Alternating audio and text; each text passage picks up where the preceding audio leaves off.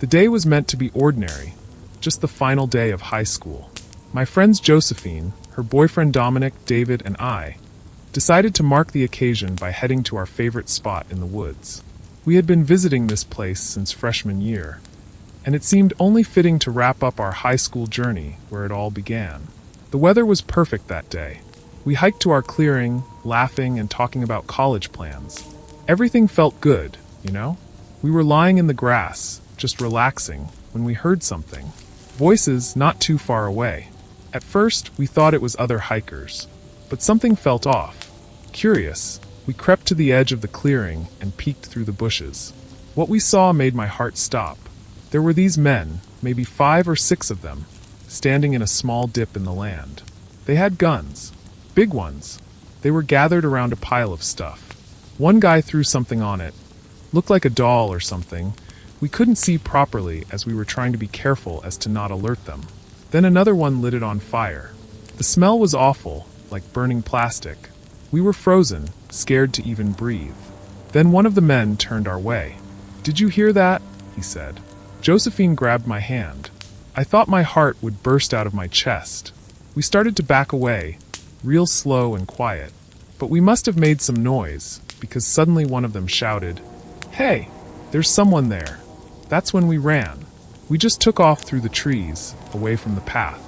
Branches hit our faces, we tripped over roots, but we didn't stop. We could hear them behind us, shouting. We ran until we couldn't anymore. Found a big fallen tree and hid behind it. We stayed there for what felt like hours, barely breathing, listening for any sound of them. When we were sure it was safe, we made our way back to town. We went straight to the police station, told them everything we saw. They listened, but I could tell they didn't really believe us. They sent some officers to check it out, but they didn't find anything. No men, no guns, no burned stuff. Nothing.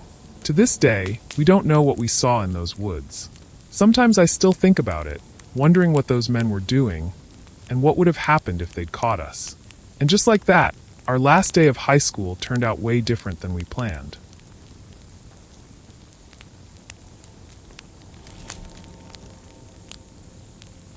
It was supposed to be a fun camping trip, just a weekend getaway. Me, my sister Jen, and our friends Mark and his girlfriend Lisa. That day, we headed to Pine Mountain National Park. We'd been there before, but never to this particular spot, Whispering Canyon. Should have known better with a name like that. The drive up was full of laughs and excitement. We arrived late afternoon on Friday, the sun still warm on our backs as we set up camp. Our spot was perfect. A small clearing surrounded by towering pines, with the canyon walls rising up behind them. That first night was great. We had a cookout, roasted marshmallows, and told ghost stories around the campfire. Mark, always the joker, kept trying to scare us with rustling noises in the bushes. We laughed it off and eventually crawled into our tents, the sound of the wind in the trees lulling us to sleep. Saturday morning dawned bright and clear. As we sat around eating breakfast, Jen suddenly yelled, "Hello!" at the canyon walls. We all jumped, then laughed as her greeting echoed back to us. "Cool," Lisa exclaimed. "Let's see who can make the loudest echo." For the next hour, we took turns shouting at the canyon, hearing our voices bounce back. It was fun like a game. We were just 4 friends having a good time in nature. But then things started to change. During a lull in our echo game, we suddenly heard Mark's voice coming from the canyon. "I can't look down. I'm gonna fall." We all turned to stare at Mark. His face had gone pale. That's what I told Lisa last night," he said quietly, when we were in the tent, about my fear of heights. A chill ran down my spine. How could the echo know that? We tried to brush it off, told ourselves it was just a coincidence. But as the day went on, more strange echoes came back to us. Private conversations, personal thoughts, things we'd only said in our tents or whispered to each other. It wasn't fun anymore. It was creepy. That night, huddled close around the campfire, we heard our own voices whispering our deepest fears. Things we'd never said out loud. Lisa started crying when she heard her voice talking about her parents' divorce. Jen was shaking as the canyon repeated her worries about failing college. Mark wanted to leave right then, but it was too dark to hike out safely. We were trapped until morning. None of us slept that night. The voices kept coming, growing angrier, more taunting. It felt like something was out there, watching us, using our voices against us. Every snapping twig made us jump. Every shadow seemed to move. As soon as the sun peeked over the canyon walls, we packed up camp. We didn't talk much, too scared of what the echoes might repeat. The voices followed us as we hiked out, our own words telling us we'd never make it, that we were trapped forever in Whispering Canyon. We practically ran the last mile to our car. As we drove away, windows up and radio blasting, we could still hear the faint sound of our voices echoing from the mountains. We never went back to Pine Mountain. 4 weeks after, we'd jump at any sudden sound. Mark and Lisa broke up. Too many secrets revealed, I guess. Jen transferred to a different college, saying she needed a fresh start. Me? I try not to think about it, but sometimes, when it's quiet, I swear I can still hear those echoes, whispering my deepest fears, or maybe I imagine them. And I wonder, what was out there in Whispering Canyon? And is it still listening, waiting for its next victims? After weeks of stress at work, finally I took a work leave. I needed to get away. Just me, my tent, and the great outdoors. I picked a spot deep in Oakwood Forest, far from the usual camping grounds. No people, no noise, perfect. I arrived late afternoon and set up camp in a small clearing. As the sun set, I felt the tension leaving my body. This was exactly what I needed.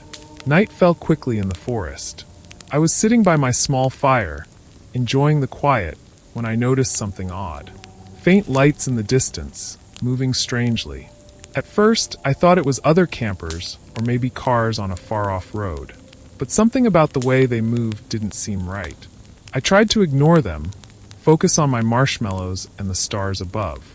Around midnight, I couldn't take it anymore. The lights were definitely closer.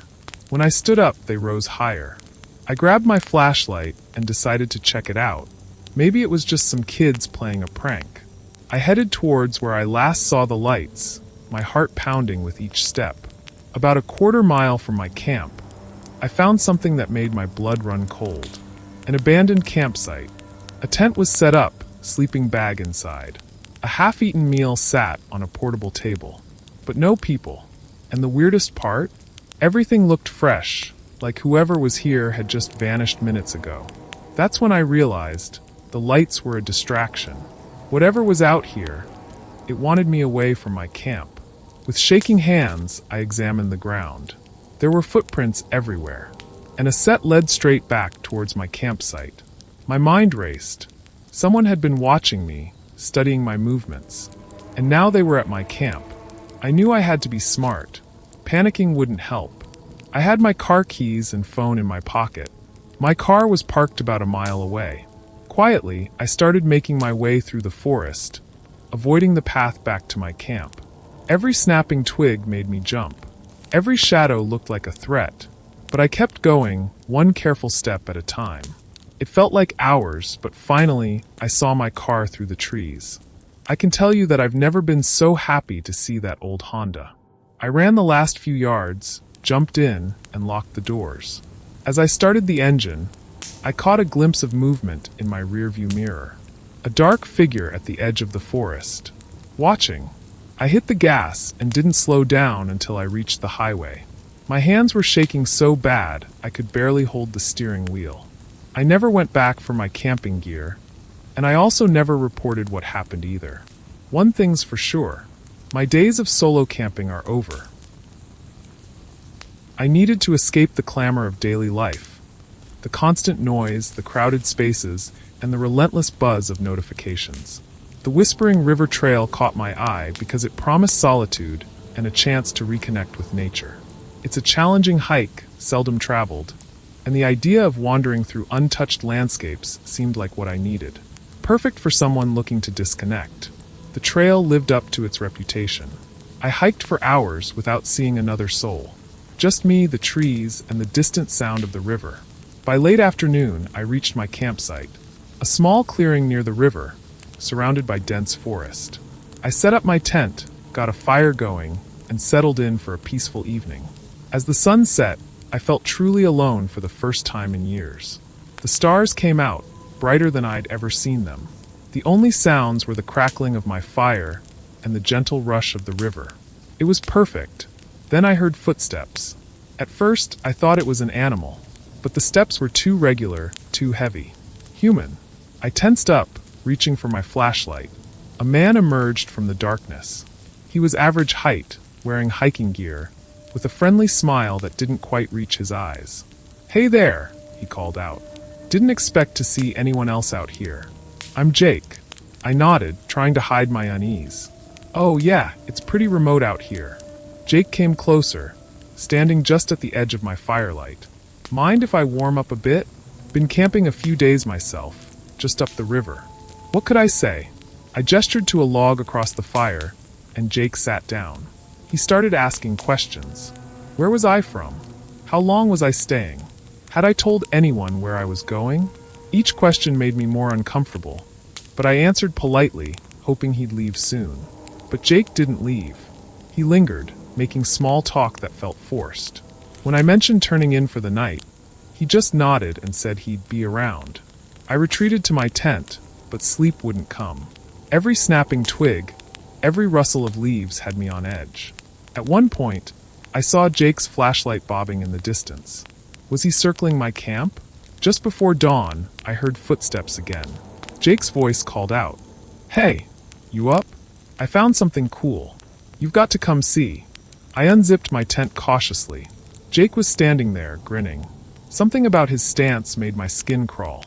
"Come on," he insisted. "It's just a short walk." "Thanks," I said, trying to keep my voice steady.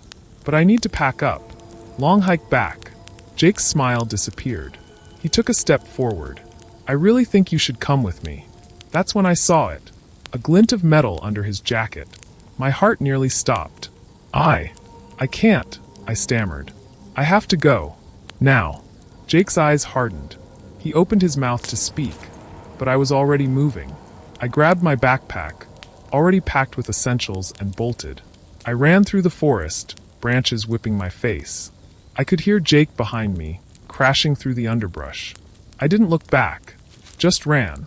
Somehow I found the trail. My lungs were burning, but fear kept me going. The sound of pursuit faded, but I didn't slow down until I reached my car.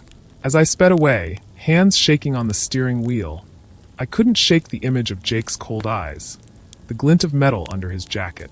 I reported it when I got home, but without any real evidence, there wasn't much the authorities could do. They just said they'd increase patrols in the area. I still go camping sometimes, but never alone, and I always make sure someone knows exactly where I am.